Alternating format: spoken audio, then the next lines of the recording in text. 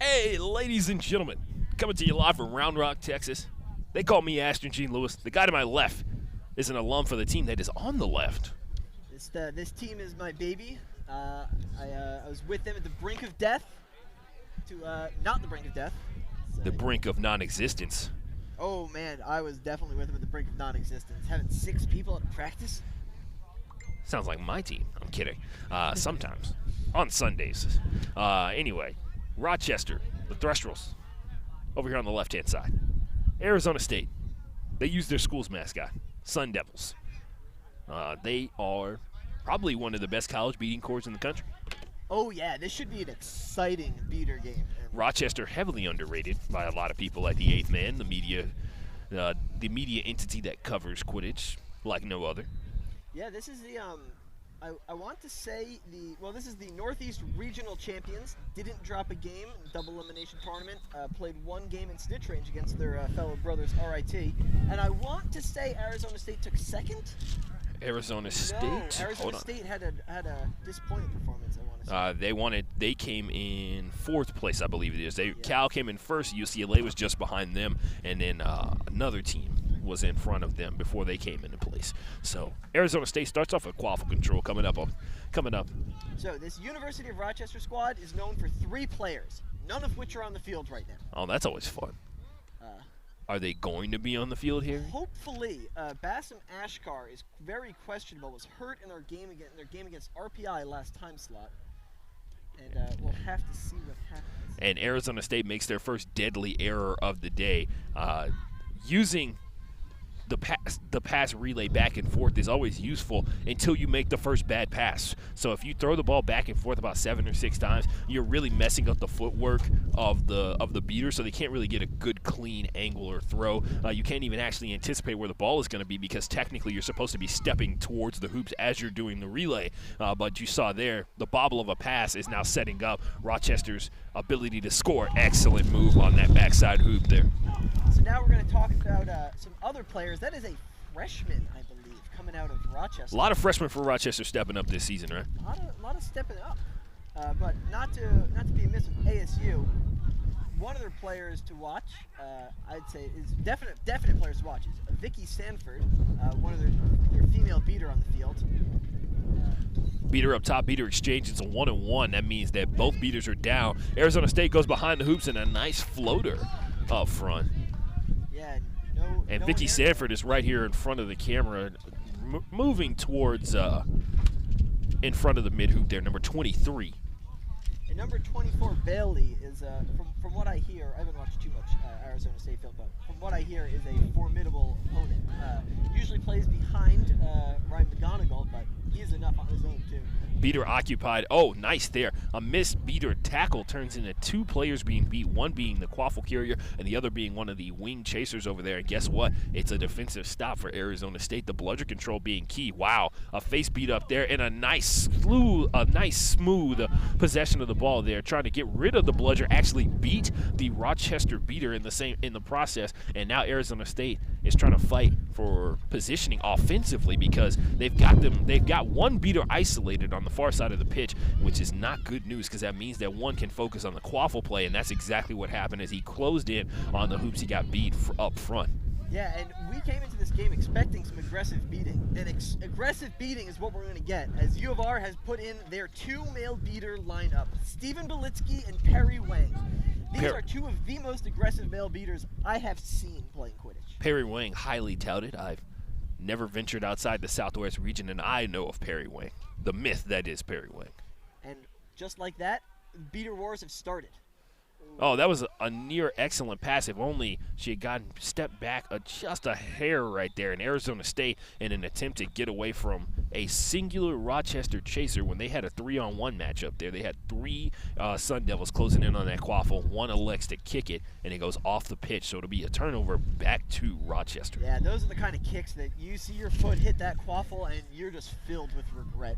And as soon as he saw it, and once again, Harry, you talk about the different quality of material that different quality of surfaces a lot of players are used to playing on. We're used to playing moderately tall grass. It's like a putting green out here. It's like the Masters could be played out here on this grass today. Yeah, this is a nice field and a beautiful day in Texas. And on top of that, like we mentioned, the quality of the grass let that ball roll all the way to where the spectators were hanging out here. And it looks like that was actually a yellow card. For a kick and get off the pitch, and now Arizona State is going to argue that. Interesting. It's going to be on number 16. It's like Kovrick. Man, that is it's not. Rochester coming to argue it as well. I think that's their captain, Ethan Warren, with his choice of headwear. By the way, Kovrick, looking at his socks, big Steph Curry fan. Yeah, those are some good socks.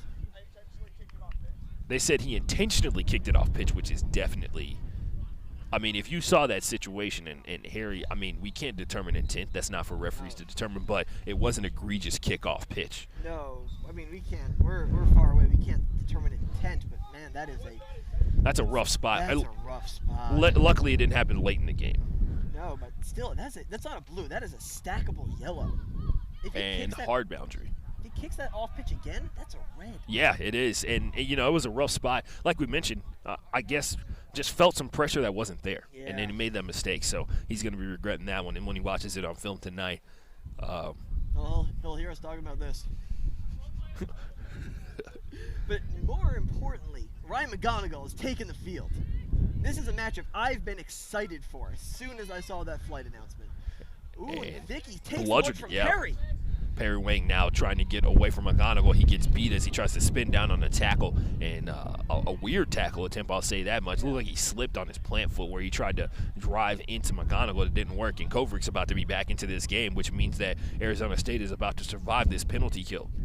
And despite what I said about his injury, Bassem Ashkar has taken the field, although he does not look at 100%. That left knee looks a little ginger right there. Yeah. Hopefully he's well stretched out and got some medical attention. I'm sure he needs that. And, that was almost kicked in. Ooh, that is awkward. Ladies and gentlemen, if you're wondering what happened there, if you ever watch a Quidditch match, you'll notice that a lot of players, when they're really close to the hoops, they start chopping their feet really slowly. It's because the base of the hoop is very slippery, especially when you have cleats on, and that's exactly what happened there. Tried to make that catch, slipped down and fell and dislodged the hoop. Luckily, dislodged the hoop.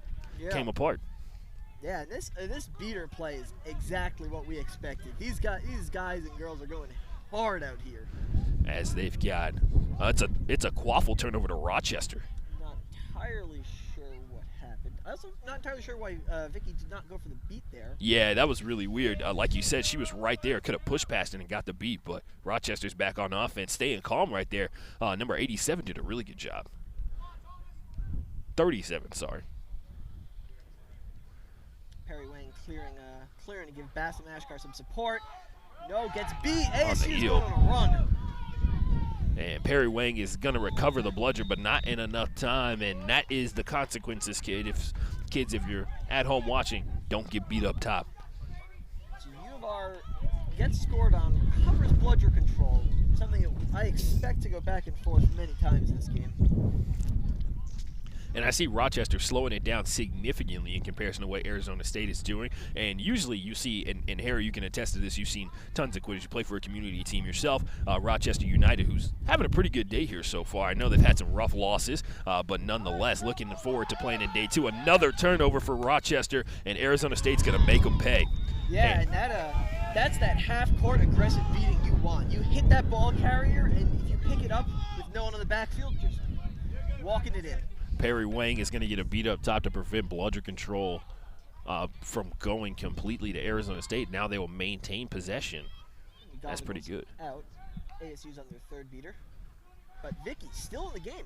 Third male beater, still on the first female beater. And we mentioned why these two teams are going so slowly. They want to let the beaters work without outrunning what they're capable of doing. A lot of teams try and make their beaters acquiesce to the pace that their chasers go at. When you have beaters as your star players, you let them work up front, and you get opportunities like that. Yeah, Bassem Ashkar is a very smart player.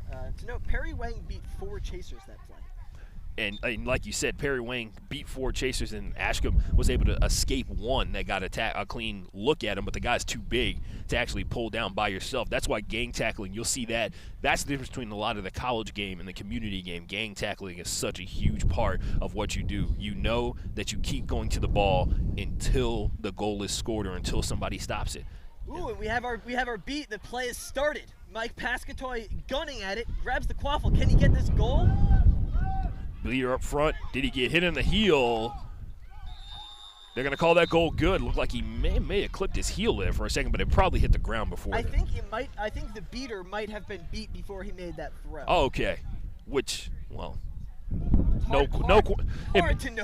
If it's a bang-bang play, they're not going to turn the bludger over, especially if Rochester ended up with that bludger anyway. So, good generation of a turnover by Rochester, though. Yeah, this ASU keeper. I'm not sure how UofR was going to plan to stop him. Driving in, good contact on that first pop, but the important part about making tackles, you got to drive through. But when you got beaters up front, they are anticipating point chasers running at them, and as soon as they beat them, they create space. Hold on a second. Ooh. Oh, man. Harry, is it safe to say big man bias about to come into play here? I'm not one to. They're going to call for lowering his shoulder, right? That's the only thing I can think of. I'll be honest, I didn't see his shoulder, but you have to assume that if you're a little guy and you do that, you're not getting carded. Neck carded. They said contact to the neck with excessive force. That is a red card. ASU's keeper has just been ejected from this game. For a tackle who, by the way, the chaser popped up immediately afterwards and thought the card was on her. That's a little strange. And ASU's going to argue this one. They are going to be livid. Losing a keeper not even halfway through, not even during Snitch on pitch. That is a rough one. And then on top of that, down a man. Luckily, it's not a beater, but still nonetheless.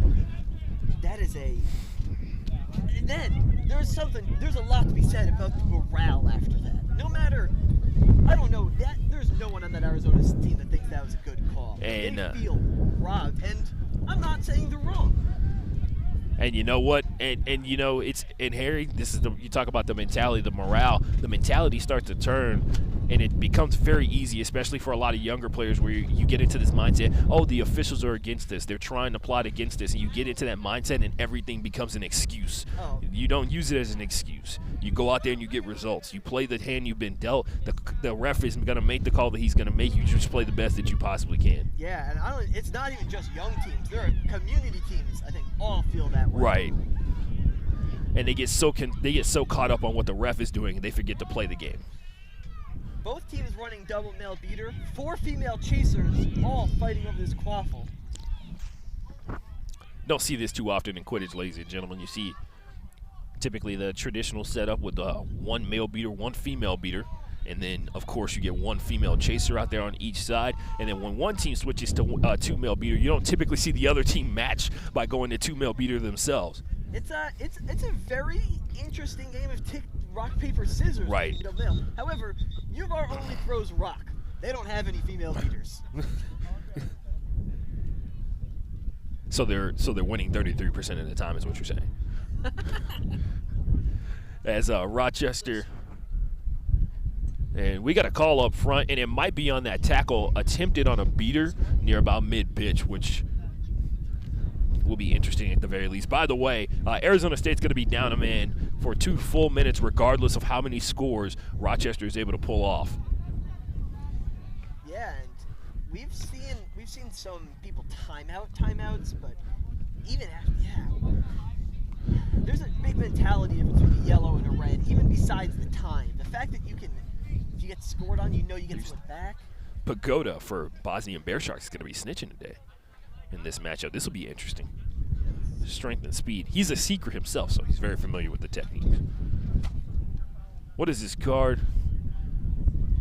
Here in a second we'll find out. And like I said, Harry, I thought it was on that tackle. That was a beater on beater tackle up here at about mid-pitch, but I I didn't see anything wrong with it. I mean, do you see somebody fall at somebody's knees or something like that, which they haven't called all day? So.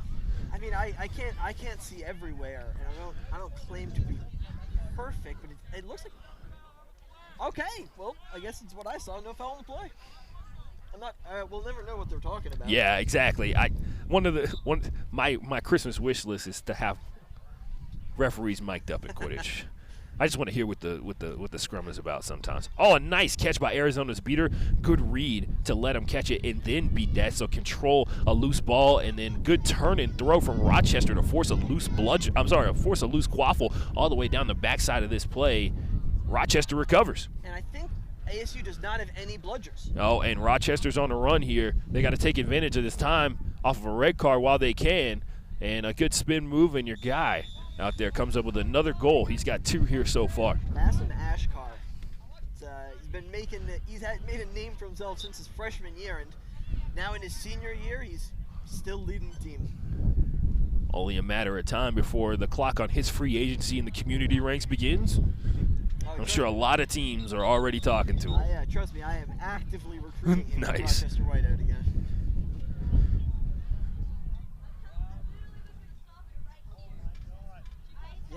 Yeah, there might be a card getting ready to be called on Arizona State for possibly their bench interacting with a bludger that was about to roll off pitch. Ooh, these are some obscure cards. Yeah, a little weird.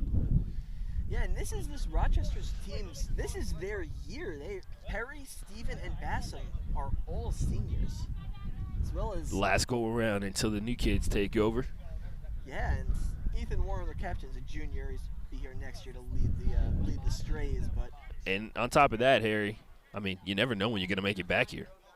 No, and this team, University of Rochester, has been to World Cup since World Cup 4, but 2 years ago at World Cup 9, they missed qualifying. They did not qualify at regionals.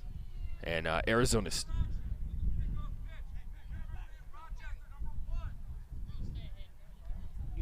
The second time today there has been an illegal kickoff pitch. It's going to be a bludger turnover, and it's going to send. Is it Perry Wayne going to the box? No, it is not. Stephen Belitsky going to the box, and he is utterly confused as to how that happened.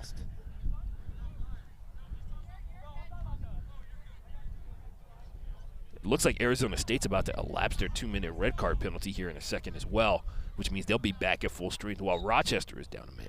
Yeah, and down a beater at that, in a beater-heavy game. And they will be back at it. And ASU is looking to exploit this.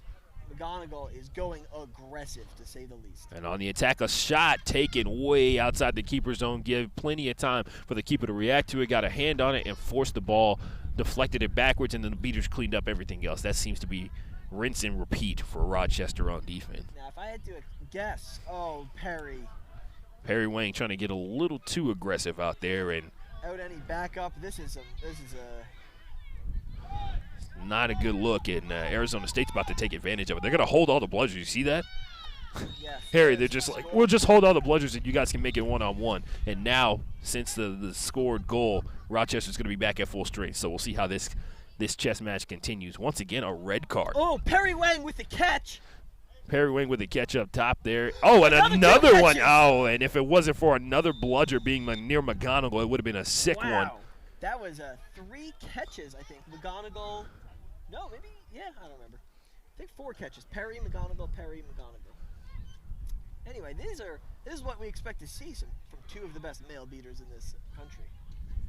Really only rivaled by Ryan Naraki, I would assume. Ryan Naraki and, of course, John Molina a part of that beating core as well. Chris De La Fuente. Yeah, no, Ryan Naraki is not alone in that beating core. Bailey Fields. The list goes on. Oh, there is some talent in Texas.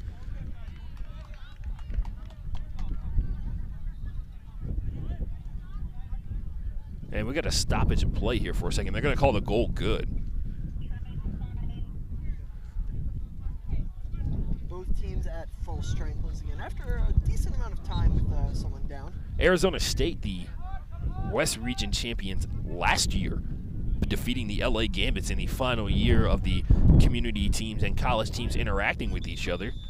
since the split, the Lost Boys won the West Region, and Cal actually won the West Region this past year. So yeah, Arizona State, from what I heard, was favorites going into the tournament. But disappointed. I think they were upset in pool play, if I'm not mistaken. which is a little strange, but hey, man, it's Quidditch. It's a game. Yeah, it's all about who plays the best today. It's not about who's the best on paper. It's not about who's the best last week. It's about who plays the best today. We've seen a couple of upsets in some teams that were highly anticipated, including the Nomads. Yeah, Nomads. Rough day for them. And then just found out that there is a shot taken and it was missed. Called no good. No good.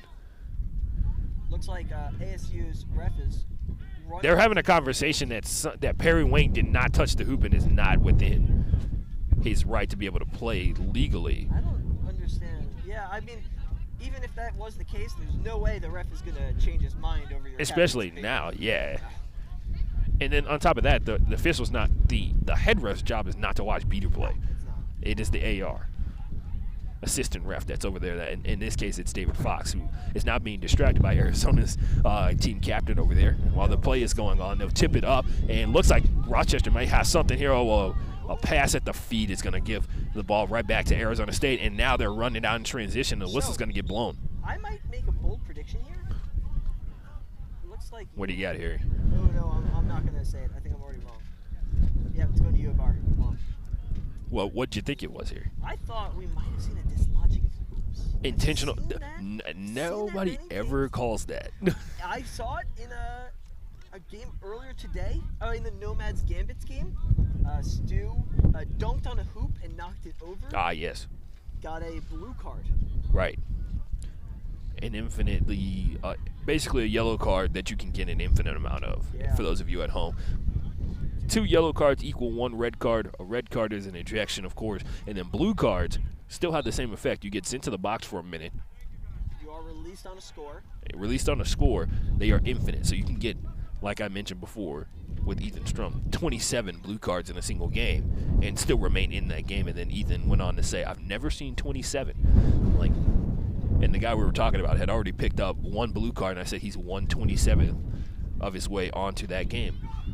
Looks like ASU. Oh, that looked pretty, but And the ball is still, the quaffle's still loose behind the hoop, scooped up. Arizona State gets a catch and a throw behind the back of McGonigal, and that's did Arizona State just block that shot on? that looks a little weird. I think we had a the weird beaters, angle. yeah, the beaters were right there, and it looked like one of the bludgers stopped it from going in the hoop. That looked strange. Arizona State's going aggressive, but I don't know if she has the height to touch that quaffle. Yeah, sometimes a lot of people in Quidditch like to tackle up high, straight up and down, when the key to tackling, especially players that are larger than you, is leverage. You got to get low and you got to lift up. And it looks like there's going to be a beat called.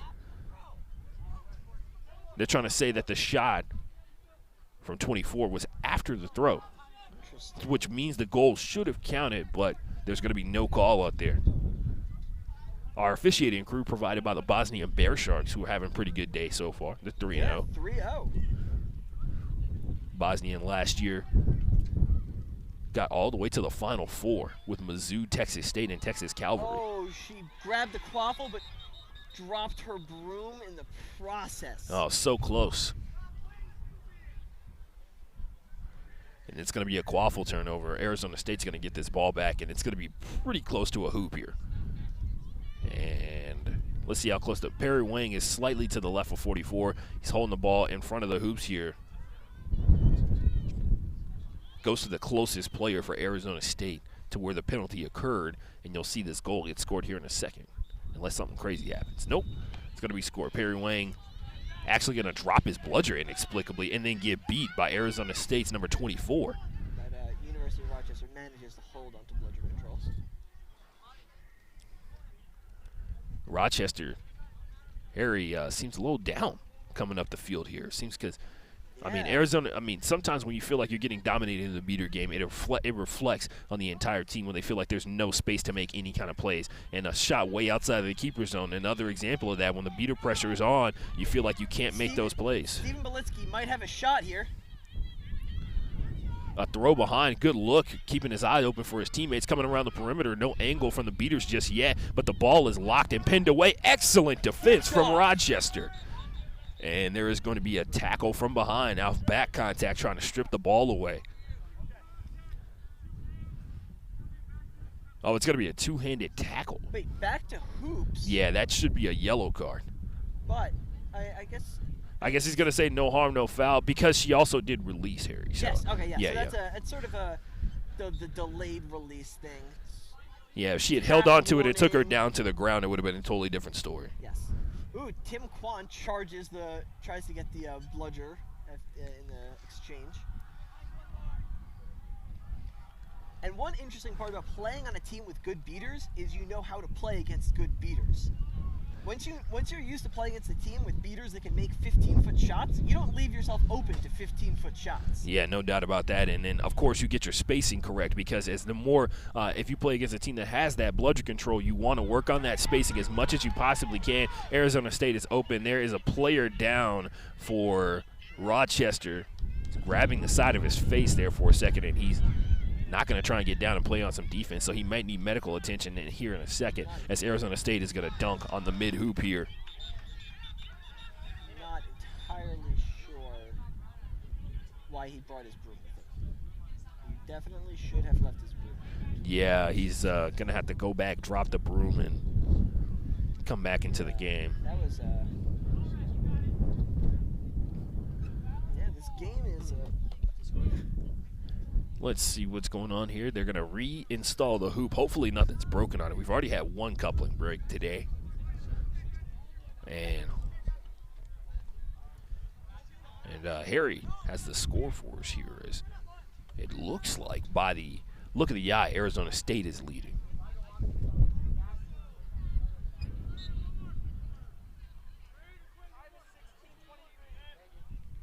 Ask him bringing up the quaffle here.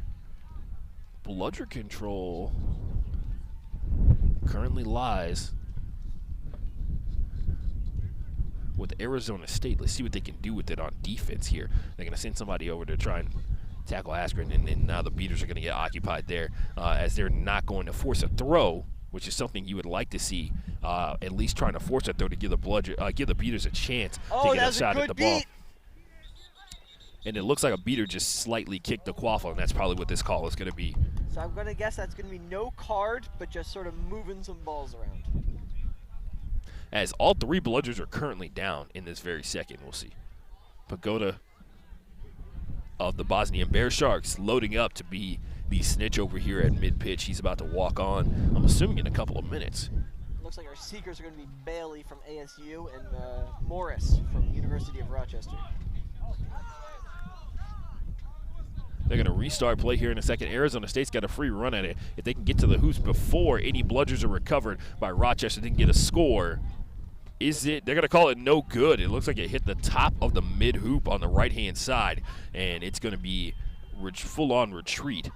Ooh, University of Rochester grabs two bludgers. Gets a beat on a point chaser, sends one back to the hoops over here. Gets a beat on a beater, sorry. Not sure where the third bludger is. Yeah, that's actually a really good question.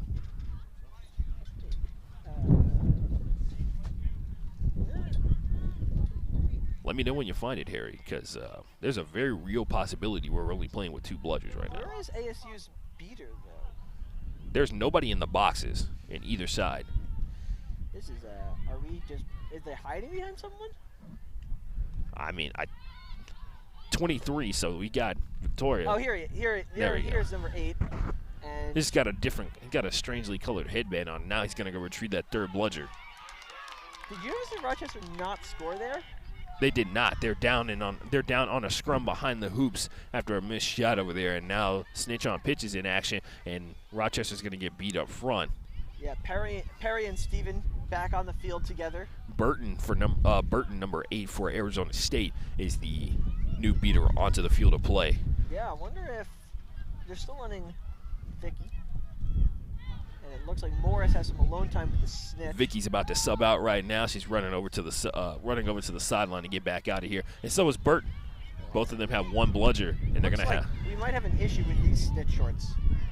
McGonigal is going to McGonagall's going to sub back into the game for Snitch on pitch. Got a lot of rest, and they're going to need new Snitch shorts here in a second. We need Snitch shorts. These are the same ones from the game prior to this one. We should hide these Snitch shorts so this doesn't happen every game. Yeah, so we can I don't know if move Tad this is one around along. to bring his fancy magnetic shorts. Magnetic Snitch shorts. Got completely new shorts for Pagoda over here after he just spent the entire game warming up in those.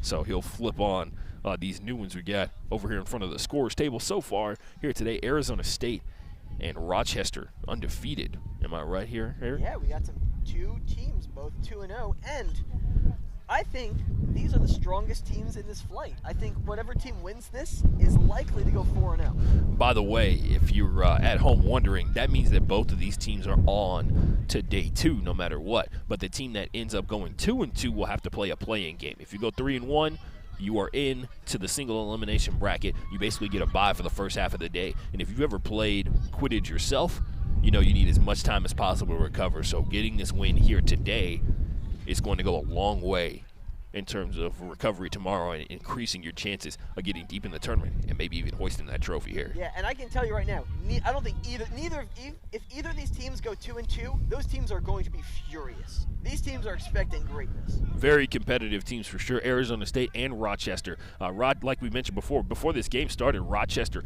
highly underrated. Oh, a beautiful assist on the far side of the hoop there. A pass across the pitch and tipped in with the defender on him. Arizona State gets a goal on the board. Yeah, and Rochester's not getting close to there. He's got some alone time with the Snitch, but Pagoda is holding him off very well. Pagoda is a man, grown man. He has a beard, and so anyway, I was just saying, Pagoda is also a seeker, so he's very familiar with many techniques that college kids are going to try and use on him for sure. He's played at an advanced level, and he plays for an elite level team, so when he's in practice working on these skill sets, he's doing it against players that are pretty darn good. Yeah, and Rochester is down their #1 seeker this tournament. And it looks like Perry Wayne just deflected a bludger. Oh, no. Do that. I think Bassam Ashkar deflected the quaffle. Yes, he did. Deflected the quaffle and got it over. Great beat from Stephen Belitsky to nail the ASU seeker. And now it's got Rochester in a run over here. If it wasn't for McGonigal being in the near area, a throw from him actually leaves it open, and now on the run again. A nice shuffle step from him, drives in, spin, moves away from the keeper, and finishes on the mid-hoop. Gets to the open side, keeps his shooting arm free, and then uses his entire body to shoot that all the way through the hoop. Now this is a basketball player playing Quidditch right now, if I could describe Bassam Ashkar to you. Good awareness for sure, spatial awareness, and once again, Rochester's seeker currently pinned down as Pagoda has hold of his broom. Perry Wang and Stephen Belitsky making work, just not letting this ASU beaters come close. A nice tackle from Arizona State just outside the keeper zone, and a shove from the keeper as well to make sure the ball is jarred loose. We have a stoppage of play. And it might be on 44 after the Rochester chaser went down. 44 came in from behind, and it may have been, it was contact from behind on a downed player, so he is going to be sent to the box. That's a little rough. But in a snitch on pitch situation, he might be back into this game in less than 30 seconds, less than 20 seconds, to be honest with you. Yeah, I mean, I think these teams are going to be scoring on most of their possessions with these beaters just focused on this snitch. And with the snitch hanging out at mid-pitch, the beaters can also kind of help with the quaffle game, as when they're a little confident as to where their seeker is going to be, they can help with the quaffle game just a little bit. As Rochester's trying to go for this catch, almost got one. Pagoda stopped his momentum completely and jammed him up as he tried to drive past him. So yeah, that's going to be the key to getting past Pagoda. You got to be able to bend his arms, make them bend in. McGonigal missed his beat. Okay, no, he didn't. He hit him on the back. This captain, Ethan Warren, and seeker, they subbed back out for, I think, a freshman. No, that's Morris again, another senior. Beater exchange up front, and there's a goal from Arizona State. There was no whistle, but there was a goal from Arizona State's number 19. He finished there. Arizona State, a lot of oohs and ahs over there. Everyone is watching this beater play, including the players of the quaffle. I don't actually know where the quaffle is. The quaffle is, they're resetting it, yeah. This wind is blowing these bludgers all over the place. And the beaters are having to run really hard here. And now another pass. Good shot. looking at a pass. Oh, an excellent one, just a missed catch. It was just slightly above where she thought it was going to end up, and that definitely comes from the effect of the wind out here, ladies and gentlemen. Yeah, that is club president and whiteout player, Samantha Dinga. Driving in, spin inside, finishes off the mid-hoop, and that's going to be another bucket for Arizona State. They're going to have one bludger coming into this one. ASU bringing out number 10 to give new looks to this Snitch. And, yeah, Arizona State's coming in with some speed seekers to try and get past the strength of Pagoda, and it's not going to work well because as soon as they get slowed down, you're going to see Arizona. Like that is going to be a card for a trip. I can tell you. By the way, second yellow and a red. This is the second red card we've seen for an ASU quaffle player. And now with it being in Snitch on pitch,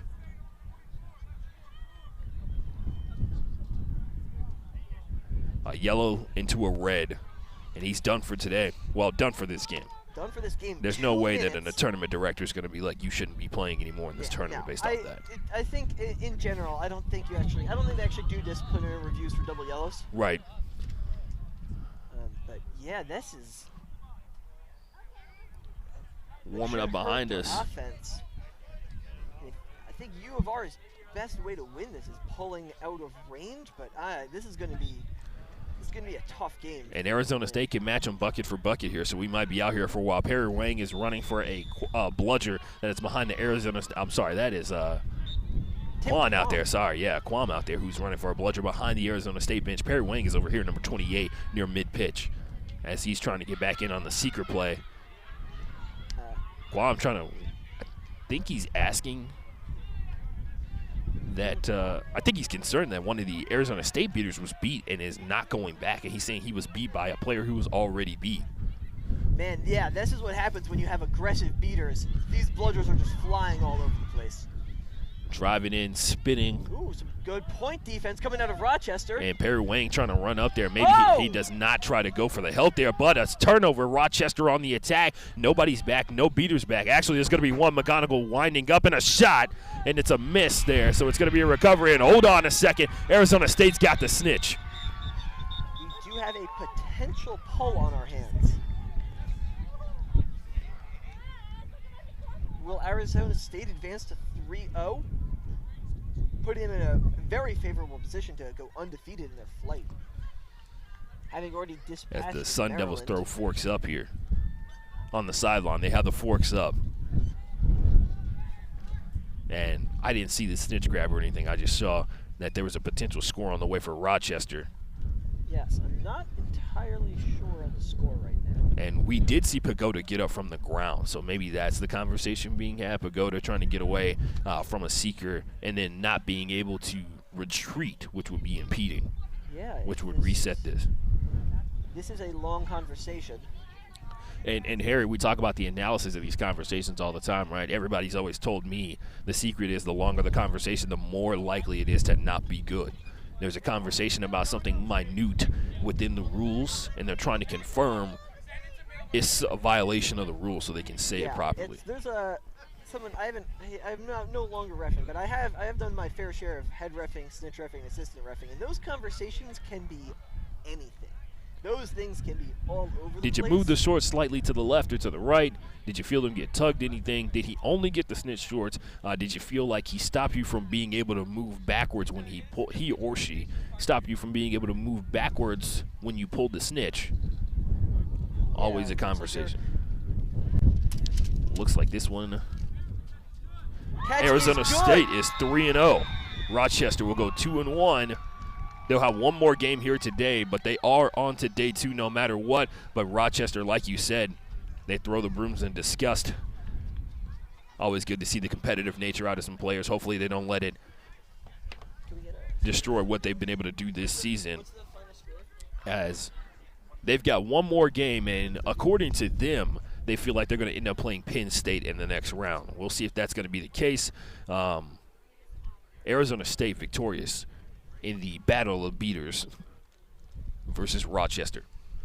Final score, one more time, was 130 to 80. 130 to 80. Arizona State victorious over Rochester. Okay. think that's going to be it for this. I don't know what's next. I think I it's know, I'm University out of of here. the East Coast Nomads out of Mid-Atlantic. Mid-Atlantic, the Nomads, the other Nomads, the other Nomads. Like when you talk about, there's the Nomads and then there's the Nomads, and we're talking about the other Nomads. Yeah. If someone says Nomads with no qualifier, they mean the Northwest. Yes, the more established team, the team that's been around for years at this point. They will be playing against Ohio Glory, who have quite the interesting story to tell. Yeah. They are one of the few community teams in the country that is getting talent from current college students, interestingly enough. They are. They have some current BGSU players on their roster, which is well, I'm not going to comment on it. So I think that's going to close it off for me for the day. 130-80 is going to be the final score here as we had Ohio Glory versus Nomads up next here on U.S. Quidditch Cup 11 on pitch 1.